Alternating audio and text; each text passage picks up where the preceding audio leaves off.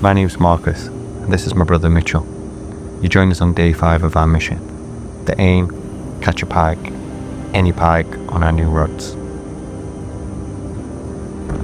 This year we decided to put our winter efforts into pike fishing, but 4 sessions in and we've yet to land a pike. We've been to waters where we've caught them in the past, but so far we've only had 2 follows and this tiny jack, which doesn't count as it was on my perch rod. So today we need to christen these new rods.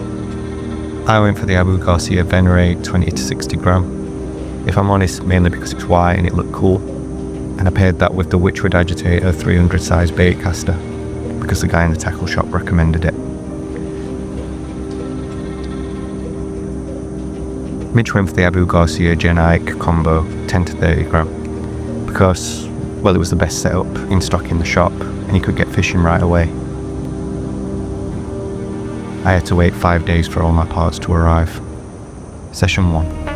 Our first session was not the best weather-wise. Storm Amy was on its way and the rain was torrential.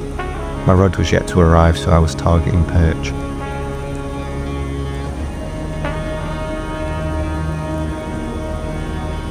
The session wasn't going great despite Mitch getting an early follow, but while bouncing a creature bait between some weeds, I landed the tiny but cute jack.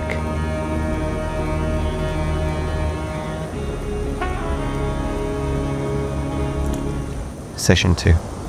For session 2, Mitch headed out to the canal for a quick Sunday afternoon session. The result, no bites, not even a follow.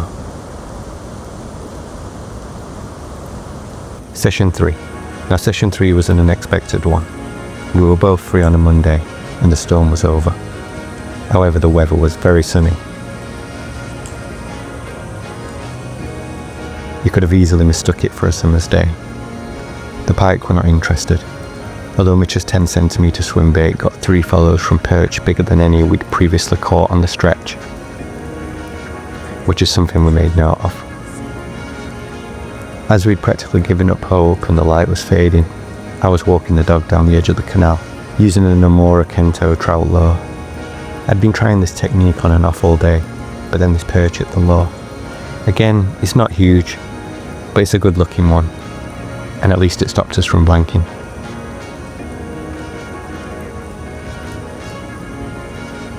Session 4. All the components to my rod were here, so I managed to fit in a couple of hours on my closest water that holds pike, a small, free pond. I was optimistic, the weather was overcast, and I was excited to use my new setup and my new lures. When I got there, I met an experienced gentleman, fishing with a spinner. He'd misplaced his net, so I told him to give me a shout if he gets a good one, and I'll help him net it. 10 minutes passed with no bites for myself, but the man called. He had one on. I ran over and netted it for him. He was happy with his catch. There we go. And then 15 minutes or so passed and he shouted at me again. This one was a much better fish. I netted it and laid down my unhooking mat for him to use, although he didn't quite use it. I didn't feel right telling an older gentleman how to do things, especially with him out fishing me and after hearing some of his stories. I hope one day to be as good of an angler as him, and to be out fishing at his age. I kept casting around the pond, had a follow from a pike, and then this happened.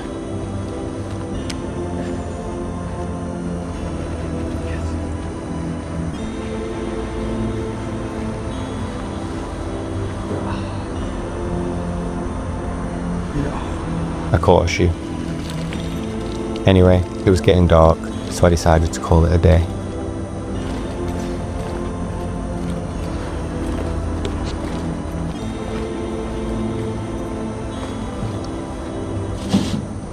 Session 5. This is where you joined us at the start of the video. We're fishing an area where the canal runs into the river. We'd had a few pike from this area in the past, and Mitch had that follow in the rain here the week before. We cast and cast, each using different lures, trying different retrieves, and switching positions.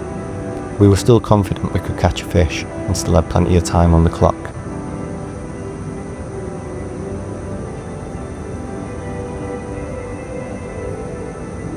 We had under the bridge where we'd caught a pike on the last day of the course season here back in March.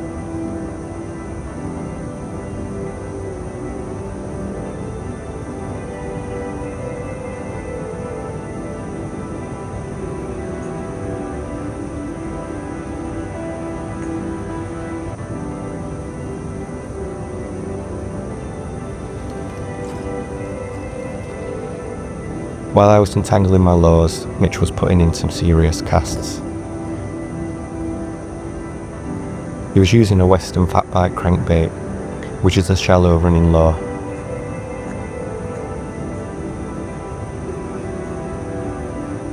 When out of nowhere, he was into a fish. It didn't seem like a big one from the way he was playing it, but at least we finally had a pike on.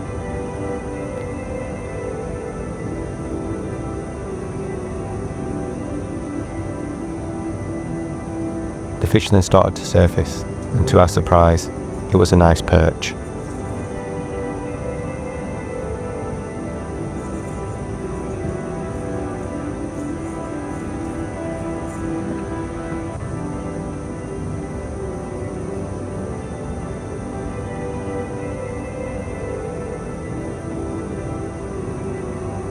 We got it unhooked and measured it.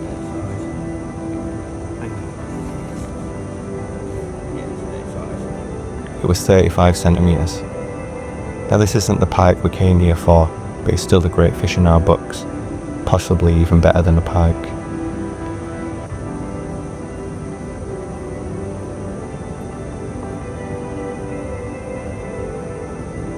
We gave the perch a good rest before we returned it safely to the water.